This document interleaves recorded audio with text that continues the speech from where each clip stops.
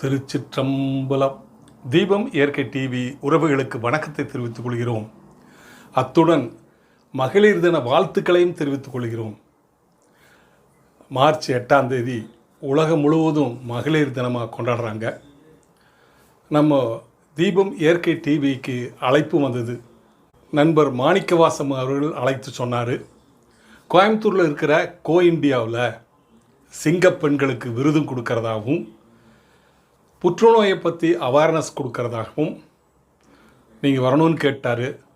நம்ம தீபம் இயற்கை டிவியில் இருக்கிற மகளிர்களுக்கும் இதை எடுத்து சொல்கிறதுக்காக நம்ம போய் ஷூட் பண்ணிட்டு வந்தோம். அதையே நீங்கள் அவசியம் பாருங்கள், அதுவும் வீடியோவில் பாருங்கள். முக்கியமான நிகழ்ச்சியை ஷார்ட் வீடியோவாக போடுறேன். ஆனால் சுத்தமாக எல்லாரும் பேசுனதை வீடியோவாக நம்ம போட போகிறேன். இந்த வீடியோவை அவசியம் நீங்கள் பார்க்கணும். ஏன்னா ஒவ்வொரு சிங்கப்பெண்களும் தான் கடந்து வந்த பாதையை எப்படியெல்லாம் மகளிர் நடக்க வேண்டும், தன் குடும்பத்தை சிறப்பாக வழிநடத்துவதற்கு, குழந்தைகளை எப்படி சிறப்பாக வழிநடத்துவது, படிப்பதற்கு எப்படி சிறப்பாக அவர்களை வழிநடத்துவது என்ற தன்னுடைய அனுபவங்களை ஒவ்வொருவராக சொல்லியிருக்கிறார்கள். அது உங்கள் வாழ்க்கைக்கு உதவிகரமாக இருக்கும். ஆகவே நீங்கள் வீடியோவில் போய் இதை பாருங்கள். சிலது ஷார்ட் வீடியோவாக போடுறேன், அந்த ஷார்ட் வீடியோவை பார்த்தா நீங்கள் தெரிஞ்சுக்க முடியும். ஆனால் டீட்டெயிலாக பார்க்கணுன்னா வீடியோக்குள்ளே போய் பார்க்கணும். பொதுவாக மகளிர் தினத்திற்கு ஆண்கள் வாழ்த்து மட்டும் சொன்னால் பத்தாதுங்க. தன்னுடைய வீட்டில் இருக்கிற மனைவிமார்களுக்கு, தாய்மார்களுக்கெல்லாம் நம்ம சம உரிமை கொடுக்குறோமான்னு பார்க்கணும். அவங்களுக்கும் மனது இருக்குது, அவங்களோட மனதையும் நம்ம புரிஞ்சுக்கணும். நம்ம வீட்டில் அப்படி தான் நான் நடக்கிறேன், அவங்களுக்கு சம உரிமை கொடுக்குறேன். வீட்டை பொறுத்த வரைக்கும் அவங்க தான் ராணி, ஃபேக்ட்ரியில் தான் நாம் ராஜா. நீங்களும் அது மாதிரி இருங்க. கலாம் இன்டர்நேஷனல் ஃபவுண்டேஷன் இணைந்து நடத்தி கொண்டிருக்கின்றது. அனைவரையும் ஒரு முறை வருக வருக வென்று வரவேற்கின்றோம். பெண்களாய் பிறப்பதற்கே நல்ல மாதவம் செய்ய வேண்டும் அப்படிலாம் சொல்லியாச்சு.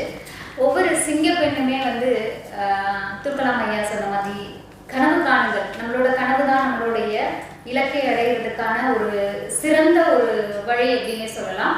அத்தகைய சிங்க பெண்களை இன்னைக்கு கொண்டாட போறோம். இந்த மகளிர் தினத்துல அவங்களுக்கு எல்லாமே நிறைய சிறப்பு இருக்கு. இங்க உலகம் அழகானது என்பதை உணர வைக்கும் அழகிய பெண்களுக்கு மகளிர் தின வாழ்த்துக்கள் அப்படின்றதையும் சொல்லிட்டு இப்ப புற்றுநோய் விழிப்புணர்வு பிரச்சாரத்தை தொடங்கி வைத்து சிறப்புரை ஆற்றுவதற்காக நாம் டாக்டர் சரவணப்பிரியா அவர்களை அன்புடன் வரவேற்கின்றோம். டாக்டர் சரவணப்பிரியா அவங்க எம்பிபிஎஸ் படிப்பை கோயம்புத்தூர் அரசு மருத்துவக் கல்லூரியிலும், மருத்துவ மேற்படிப்பான டிஎல்ஓவை மதுரை அரசு மருத்துவக் கல்லூரியிலும் பயின்றவர். தான் கற்ற கோவை அரசு மருத்துவக் கல்லூரியில் மருத்துவமனையில் பணியில் சேர்ந்த இவர் தற்போது ஆர்எம்ஓவாக உயர் பதவியில் திறம்பட பணியாற்றி வருகின்றார். இவர் பதவியேற்ற பின் தனியார் மருத்துவமனைகளுக்கு நிகராக, குறிப்பு தனியார் மருத்துவமனைகளுக்கு நிகராக கோவை அரசு மருத்துவமனையை டீனுடன் இணைந்து முதல் தரமாக உயர்த்தி பல்நோக்கு சிகிச்சைகள் அளிப்பதில் பெரும் பங்காற்றி வருகின்றார். ஒரு 40-50 வருஷத்துக்கு முன்னாடி வெறும் வீடு மட்டும் கவனிச்சா போதும், அப்படிதானே? ஒரு 50 இயர்ஸ்க்கு முன்னாடிலாம் வெறும் வீடு மட்டும் பார்த்தா போதும், வீட்டில் சமைச்சு வீட்டு வேலைகள் செஞ்சால் மட்டும் போதும். So we are in the peaceful mind அப்படின்னு ஒன்று இருந்தது. ஆனால் இன்னைக்கு அப்படி இல்லை. we are in the multiple role. எல்லாமே காலையில் எந்திரிச்சு சமைக்கணும், வீட்டையும் பார்த்துக்கணும், குழந்தைகளையும் பார்த்துக்கணும், ஹஸ்பண்டையும் எல்லாம் சொல்லணும், எல்லாம் பண்ணணும். ஆஃபீஸில் போய் திட்டும் வாங்கணும், வீட்டுக்கு திட்டும் வாங்கணும். உண்மை அதுதானே? உண்மை அதுதானே இல்லையா? சத்தமே வர மாட்டேங்குது. ஸோ மேக்சிமம் இப்போ மேல்ஸோட ஃபீமேல்ஸ் தான் ஸ்ட்ரெஸ் ஜாஸ்தி. அது நிறைய பேருக்கு இன்னும் தெரியறது இல்லை. ஆக்சுவலாக நம்ம தான் ரொம்ப ஸ்ட்ரெஸ்ஸாக இருக்கோம். நான் எங்கள் ஸ்டாஃப் நர்ஸாக சொல்லுவாங்க, எனக்கு கீழே கிட்டத்தட்ட ஒரு 300-400 ஸ்டாஃப் நர்ஸ்லாம் இருக்காங்க. அவங்களாம் காலைல 7 மணிக்கே வந்துடணும். 7 மணிலேருந்து 1 மணி மட்டும் பேஷண்ட்ஸ் தான் பார்க்கணும். ஸோ அப்போ சொல்லுவேன் நான், இதுதான் நம்ம தொழில் நினச்சிக்கோங்க. எல்லாத்தையும் சொல்லுவேன், we have to handle by the சைக்கலாஜிக்கலாக ஹேண்டில் பண்ணுங்க, ஈஸியாக ஹேண்டில் பண்ணலாம். இதுதான் நம்ம வேலை. இன்னைக்கு நம்ம போய் 10 பேஷண்ட்டை பார்த்து ஆகணும். 4 பேர் நம்ம திட்டலாம் செய்வோம் அப்படின்னு நினச்சிருப்போங்க. திட்டினா கூட பெருசாக விஷயம் தெரியாது. ஸோ நான் சொல்லுவேன், வேலை செய்கிற இடத்த நீங்கள் சந்தோஷமாக இருந்து பழகுங்க. நீங்கள் வேலை செய்கிற இடத்துல சந்தோஷமாக இருந்துட்டீங்கன்னா வீட்டுக்கு போகும்போது உங்களுக்கு எப்படி ஸ்ட்ரெஸ் வருமா? வரவே வராது. வீட்டுக்கு போகும்போதும் ஹாப்பியாக போகும். எனக்கெல்லாம் வந்து 24/7 டியூட்டி எனக்கு மேடம்க்கெல்லாம். எப்போ வேணால் கால்ஸ் வரும், எப்போ வேணால் வரும். நைட் 2 மணிக்கு கால் வரும், 3 மணிக்கு கால் வரும். ஆனால் அதை பற்றி நான் யோசிக்கவே மாட்டேன். எந்திரிச்சு என்ன வேணுமோ அவங்க சொல்லிட்டு டக்குன்னு தூங்கிடுவேன். ஏன்னா we have to prepare by mind. ஆவதும் பெண்ணாலே அழிவதும் பெண்ணாலே. பெண் நினைச்சா என்ன வேணா பண்ணலாம். நம்ம கிட்ட அவ்வளோ பவர்ஃபுல் இருக்கு. நான் வரும்போது ஓம் பராசக்தி அப்படின்னு பாடிட்டு இருந்தது. ஓம்ன்றது சாந்தம், பராசக்தின்றது ஆக்ரோஷம். ரெண்டுமே நம்ம தான். ஃபீமேல்ஸ் வந்து இப்படியும் இருக்கலாம் அப்படியும் இருக்கலாம். நம்ம வந்துட்டு எப்பவுமே சொல்லுவேன், நம்ம என்னதான் சொல்லுவேன், எல்லாரும் என்னை திட்டுவாங்க, மேடம் எப்பப்பா நீங்கள் மெயில்ஸும் சப்போர்ட் பண்ணுறீங்க, ஃபீமேல்ஸ் சப்போர்ட் பண்ண மாட்டேன்றீங்க அப்படிம்பாங்க. நல்லா சொல்லுவேன், என்ன நம்ம வெளியே வந்து ஒரு என்ன ஜாப்ல வேணா இருக்கலாம். ஆனால் செருப்பை கழட்டி விட்டு வீட்டுக்குள்ள போகும்போது நம்ம ஒருத்தரோட மனைவி, ஒருத்தருக்கு குழந்தைகளுக்கு தாய், மாமனார் மாமியாருக்கு நம்ம மருமகள் அப்படின்ற ஒரு எண்ணத்தோடு உள்ள போங்க. ஒரு ஈகோ பார்க்கக்கூடாது. நிறைய பேர் நான் வந்து முன்னே ரொம்ப ஃபீல் பண்ணுவேன், என்னடா இன்னும் கொஞ்சம் இதில் வந்துட்டு ஜென்ரேஷனில் போலீஸ் இருக்காங்க, அவங்களுக்கு தெரியும் மகளிர் கேஸ் எத்தனை வருதுன்னு தெரியும், கோர்ட்டுக்கு போனால் ஃபேமிலி கோர்ட்டில் போனால் எத்தனை பேர் டைவர்ஸ்க்கு நிற்கிறாங்கன்னு தெரியும் அப்படின்றது. இன்னைக்கு காரணம் வந்து என்ன தெரியுமா, பெண்கள்கிட்ட பொறுமை இல்லை. நம்ம கிட்ட வந்து நிறைய சகிப்புத்தன்மை வேணும், பொறுமை வேணும். சாதிக்கிற திறன் அப்போதான் வரும். எப்பவுமே ஒன்று சொல்ற கேளுங்க, நான் சொல்லுவேன்,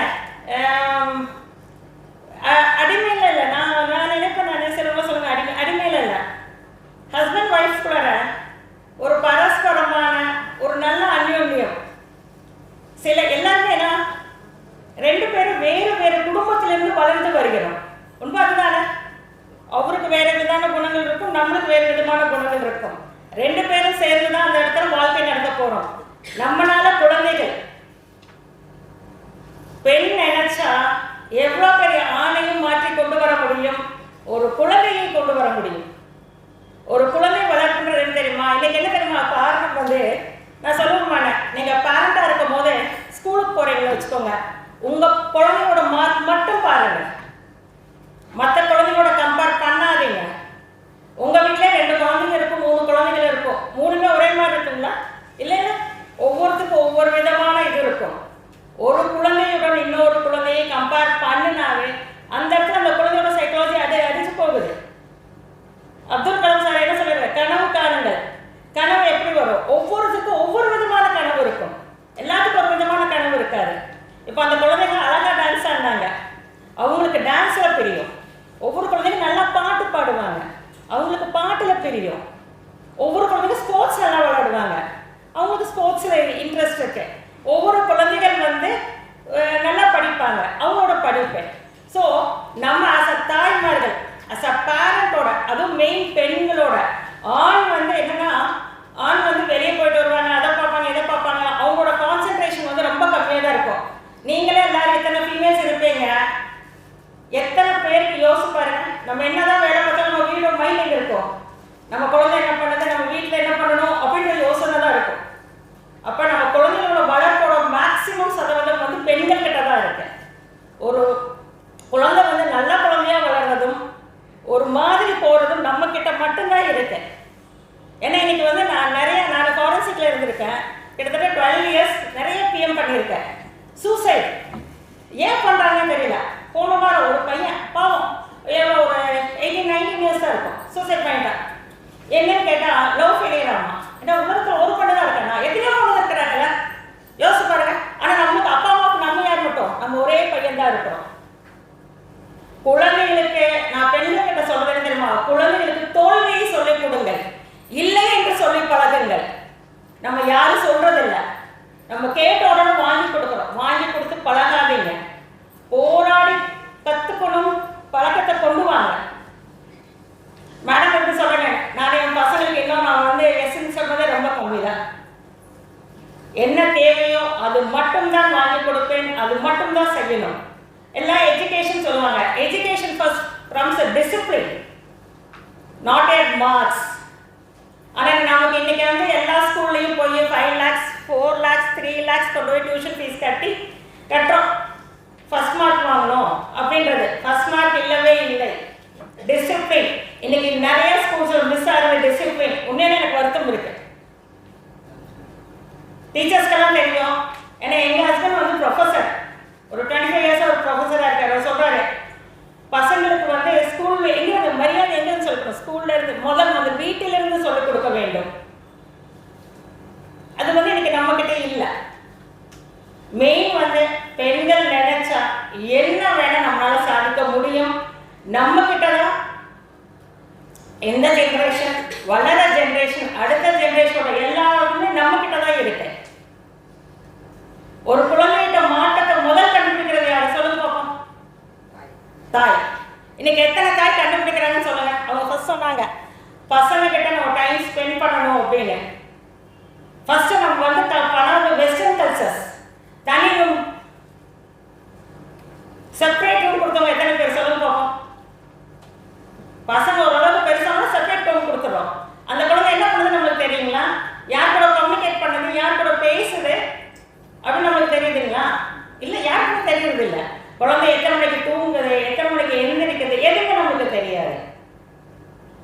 காரணம், நம்மளுடன் கண்காணிப்பில் அவர்கள் இல்லை.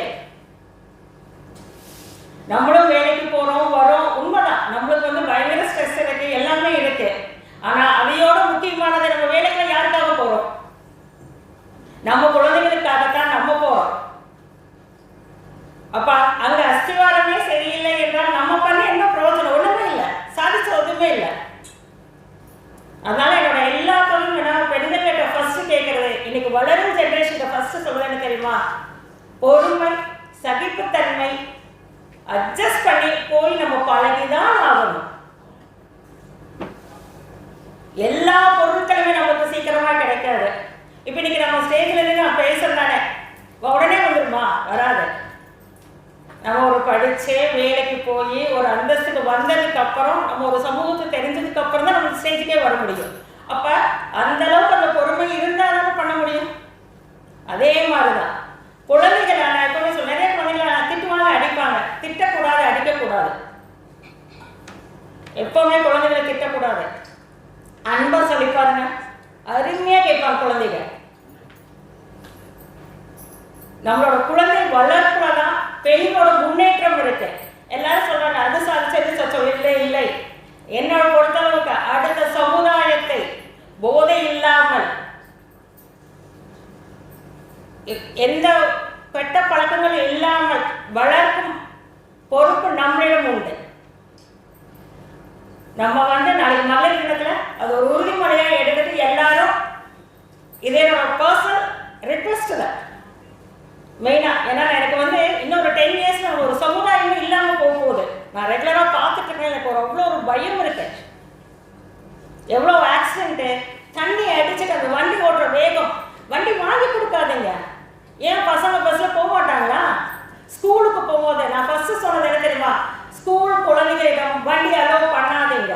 முதல்ல எல்லா ஸ்கூலுக்கும் அந்த ரெகுலேஷன் கொண்டு வருவாங்க. No 2 wheelers allowed inside the school campus.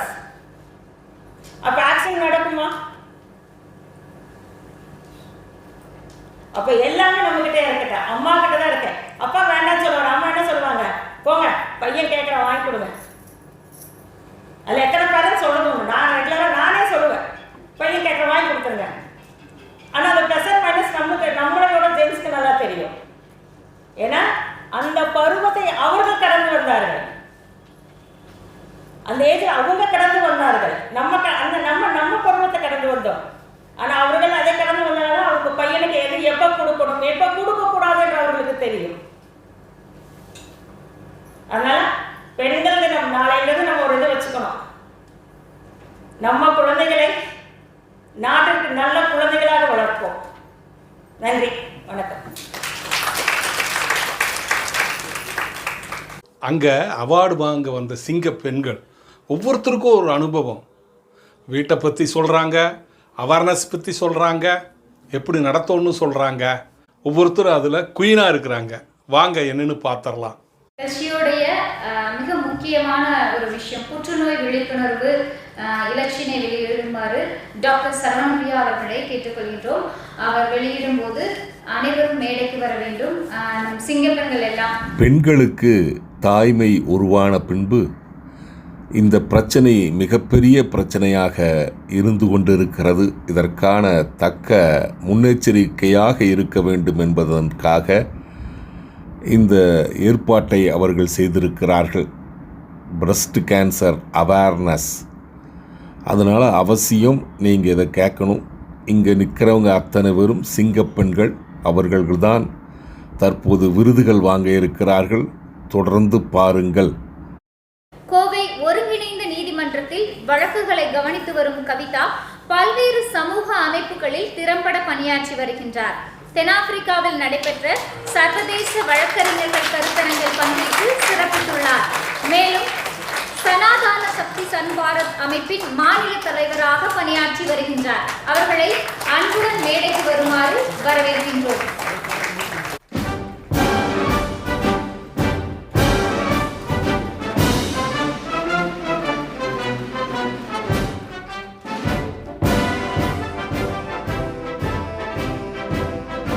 சொல்லுங்க சட்டம், குழந்தைகள் ரேப், அது யாருனால நடக்குது சொல்லுங்க? சமுதாய சீரழிவு. அடுத்து வயதானவர்கள் வந்து அனைத்து பேருமே ஒரு பைக்ல ஹெல்மெட்டை போட்டுட்டு போனை பேசிட்டு போறாங்க, காரை ஓட்டிட்டு போனை பேசிட்டு போறாங்க. பல நிகழ்வுகளை நாங்கள் சந்திக்கிறோம். அவங்க போலீஸ் மேடம் இருப்பாங்க, எத்தனையோ கேசஸ் பார்த்துட்டு இருப்பாங்க. அதே மாதிரி வந்து அது மாதிரி குழந்தைகள் வந்து இன்னைக்கு வந்து வெளியில வந்து அவ்வளோ ஒரு பேரண்ட்ஸ் வந்து ஒரு சேஃபா அவங்களை கொண்டு போய் இன்னைக்கு பெண் குழந்தைகள், நான் ஒரு பெண் குழந்தை வச்சிருக்கேன், அது வந்து வெளியே போய் காலேஜுக்கு போயிட்டு வரதுக்குள்ள வயிற்றுல நெருப்ப வச்சுக்கிட்டு அலைகிற சமுதாயமா இருக்கு. சமுதாய சீர்கேடு, ட்ரக்ஸ் இதெல்லாம் ஒழிக்கணும்னா அப்போ சமுதாய சீர்திருத்தம் அனைத்து ஒவ்வொரு குடும்பத்திலும் ஒவ்வொருத்தரும் இறங்கி இந்த சமுதாயத்தை மாற்ற வேண்டும் என்ற எண்ணாலுடைய இதுல மாற்றங்கள் நம்ம வந்து மேடையில பேசினதோட இருந்தால் அது வந்து ஒரு பிரோஜனம் இல்லை. எல்லாத்துலேயும் கலப்படம் தான். அம்மா சொன்ன மாதிரி எல்லாத்துலேயும் கலப்படம். எல்லாம் கீரையிலேருந்து காய்கறியிலேருந்து எல்லாத்துலேயுமே இன்னைக்கு கலப்படம் வந்துருச்சு. நம்மளோட இம்யூனிட்டி சிஸ்டமை வந்து நாம தான் ஓரளவு எக்ஸசைஸ், நம்மளோட ஒழுக்கமான வாழ்க்கை இதெல்லாம் வந்து நம்ம சரி செய்துக்கணும். ஆனா ஒரே விஷயம் நான் வேண்டிக் கொள்கிறேன், அனைத்து குடும்பத்திலும் எல்லாரும் சமுதாய சீர்திருத்தத்துக்கு இறங்கி இந்த விஷயங்களை எல்லாம் சரி செய்யறதுக்கு, இந்த ட்ரக்ஸ் அடிக்ட் இந்த மாதிரி விஷயங்களை எல்லாம் சரி பண்ணாலுடைய நம்மளுடைய சமுதாயம் யங்ஸ்டர்ஸ், யூத், குழந்தைகளுக்கு ஒரு நல்ல ஒரு பாதையை காட்ட முடியாது என்பதை கேட்டுக்கொள்கிறேன். நன்றி. என்ன நேயர்களே, இது மாதிரி நிறைய பேர் பேசியிருக்கிறாங்க. அவங்கள தொடர்ந்து தொடர் வீடியோவை நான் போடுறேன். அவசியம் நீங்கள் கேட்டுங்க, உங்கள் வாழ்க்கைக்கு உதவும். இதுவரை பார்த்த உங்கள் அத்தனை பேருக்கும் நன்றி கூறி விடைபெறுகிறேன். நன்றி, வணக்கம். தீபம் நகர் பை ரத்தினம் 2026 புத்தாண்டு மற்றும் பொங்கல் ஆஃபர் ஏப்ரல் மாதம் 30ஆம் தேதி வரை நீடி. வீட்டுமனை வாங்குவோர்களுக்கு 2 ஆஃபர். வீட்டுமனை வாங்கினால் 4 கிராம் தங்க நாணயம், ரிஜிஸ்ட்ரேஷன் முற்றிலும் இலவசம். வீடும் கட்டித்தருகிறோம். வீட்டுமனையுடன் வீடு கட்டுபவர்களுக்கு 5 ஆஃபர்கள். வீட்டுமனை வாங்கினால் 4 கிராம் தங்க நாணயம், ரிஜிஸ்ட்ரேஷன் முற்றிலும் இலவசம். ஆள் குழாய் கிணறு 500 அடி பம்ப் மற்றும் சுவிட்ச் ஒயரிங் அனைத்தும் அன்பளிப்பு. சூரியோளி மின்சாரம் அன்பளிப்பு. சமையல் செட் அன்பளிப்பு.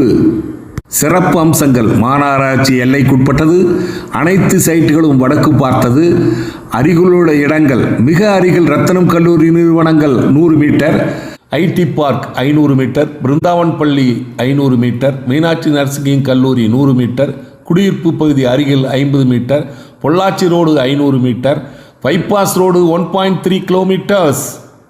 உடனே தொடர்பு கொள்ளவும். 9894787369 9944977369.